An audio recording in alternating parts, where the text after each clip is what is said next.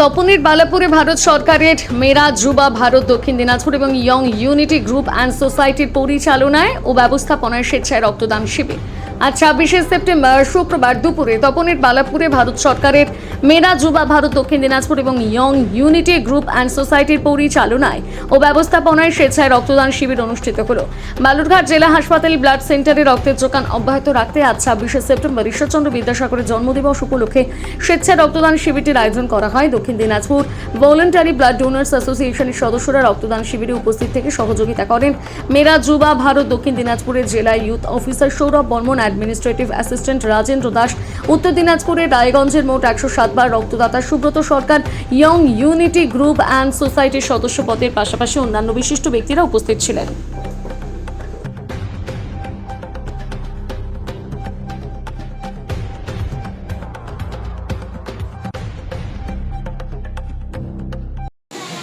আজকে আমরা এই মুহূর্তে আছি বালাপুর আমাদের ইউনিটি গ্রুপ অফ সোসাইটির স্বেচ্ছায় রক্তদান শিবিরে মেরা যুব ভারত দক্ষিণ দিনাজপুর জেলার উদ্যোগে আজকে এখানটা অনুষ্ঠিত হচ্ছে। ইতিমধ্যে রক্তদান শিবির শুরু হয়েছে। আমাদের মাঝে এই অঞ্চলের বিশিষ্ট শিক্ষাবিদ সজলবাবু আছেন।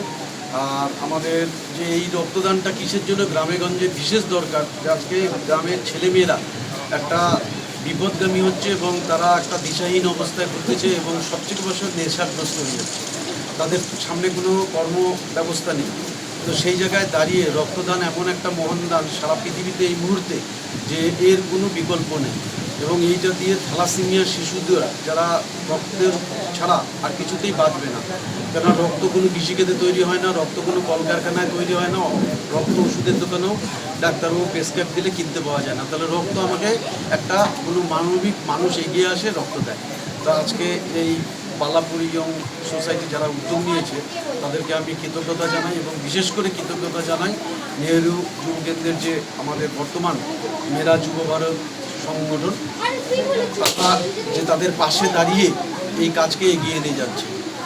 রক্ত কোনো পণ্য নয়, রক্ত হচ্ছে হৃদয়ের দান। রক্ত দিয়েই মানুষকে বাঁচানো যায়। আর এটা এই মুহূর্তে সারা পৃথিবী জুড়ে যে জাতপাত দাঙ্গা চলছে সেই জায়গায় দাঁড়িয়ে রক্তের এই জিনিসটা ভীষণ তাৎপর্যপূর্ণ। কারণ রক্ত হিন্দু, মুসলিম, খ্রিস্টান কার রক্ত কে পাচ্ছে, এখানে রামের রক্ত রহিম পেতে পারে, জোসেফের রক্ত মুর্মু পেতে পারে।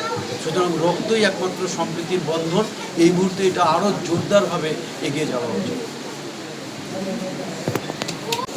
নমস্কার। আমরা প্রত্যেক বছরই এই দিনটিতে ব্লাড ডোনেশন ক্যাম্প করি। ব্লাড সেন্টারে যে সময়ে অনেক ঘাটতি থাকে রক্তের এবং সেই ঘাটতি মেটাবার যথাসম্ভব চেষ্টা করি এবং মুমূর্ষু রোগীদের জীবন বাঁচানোর জন্য আমাদের এই প্রচেষ্টা। এই প্রত্যন্ত গ্রাম অঞ্চলে আমরা এই রক্তদান শিবিরের মাধ্যমে আমরা সমাজসেবামূলক কাজ করার চেষ্টা করছি। এতে আমরা অনেকে কাছে পাই, এতে আমরা গর্বিত। আমরা আগামী দিনেও এই দিনটিতে আরও ভালোভাবে যাতে করে এই রক্তদান শিবির করা যায় সেই বিষয়ে আমরা যথেষ্ট চেষ্টা করব। আমাদের যৌথভাবে সাহায্য করে থাকেন নেহেরু যুব কেন্দ্র, যাদের সহযোগিতায় আমরা এই ক্যাম্প করে আসছি। খুব ভালো লাগার বিষয়। অসংখ্য ধন্যবাদ সকলকে। ইয়ং ইউনিটি গ্রুপ সোসাইটি এবং মেরা যুব ভারত সংগঠনের যৌথ উদ্যোগে আজকে বালাপুরে প্রতিবারের ন্যায় ২৬শে সেপ্টেম্বর রক্তদান কর্মসূচির উদ্যোগ নেওয়া হয়েছে। এটা একটা মহৎ উদ্যোগ।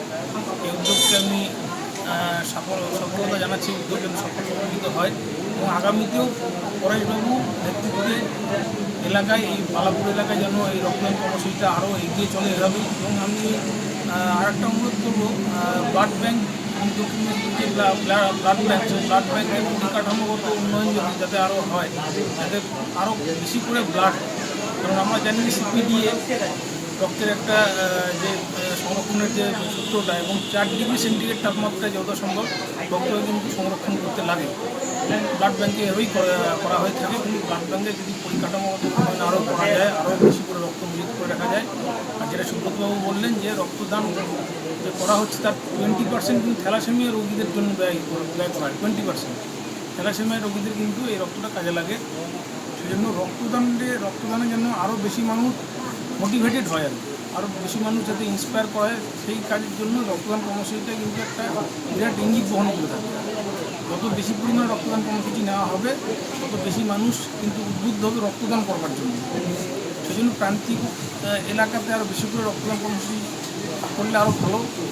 শহরাঞ্চলে প্রান্তিক এলাকায় গ্রামাঞ্চলে আরও রক্তদান কর্মসূচি যাতে বেশি ভালো করে আরও করা হয় সেটাই আমি বলতে চাচ্ছি এই বলে আমি আমার ছোট্ট